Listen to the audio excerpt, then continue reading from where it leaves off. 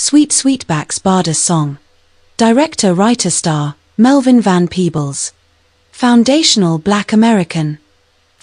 Now, if you don't know about Melvin Van Peebles, this guy is legit, man. This guy, it's harder to find someone who's more down with black people than Melvin Van Peebles. Let me see if I can find some info. Van Peebles. Let's see. Panther. So this dude was down. Like, this is one of the earliest directors. You can see by his age. He was contemporary for this time period. This film comes out. He's going to have great understanding of what the culture really was all about and the input of black Americans from the party.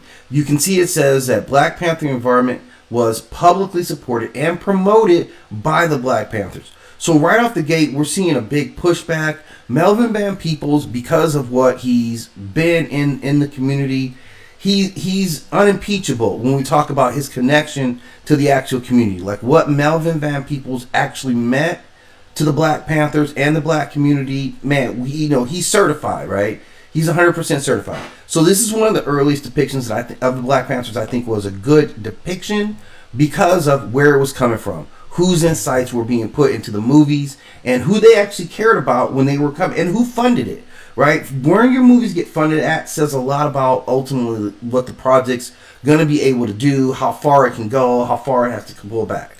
Foundational Black American involvement, complete creative control. Yeah, that matters. State institutional alignment, none, produced outside state or studio systems. Very important. Black Panther Party involvement, publicly supported and promoted by the Black Panther Party. Super important right now because we know that with this film, we're getting what the Black Panthers intended us to get as far as what the messages are about the Black Panthers. Production funding, independently financed by Melvin Van Peebles, loan from Bill Cosby.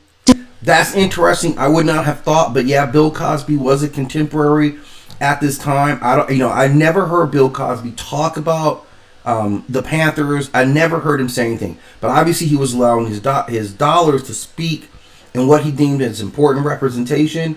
So I know that his image will be heavily tainted, deservedly, but we can kind of see where the funding had to come from for a film by Melvin Van Peebles. And you see, even as an old dude, he's still a G, man, and he'll have a later impact on how we talk about the Panthers. But this is an important film at this time. We're coming fresh out of the Panthers as their gates were closing, and this is them actually still having a voice in who they were. And this might be one of the last ones, right? That it's really them putting forth that message. Distributed by Cinemation Industries. Depiction, radical black resistance and self-defense, not a Panther story by name, but ideologically aligned with Panther politics. 1972, across 110th Street. Director, Barry Shear. White American. So again, that's interesting that you already this is across 110th Street was very much a film about black culture, and one of the things is having directors who don't understand that they don't have the nuances of a film.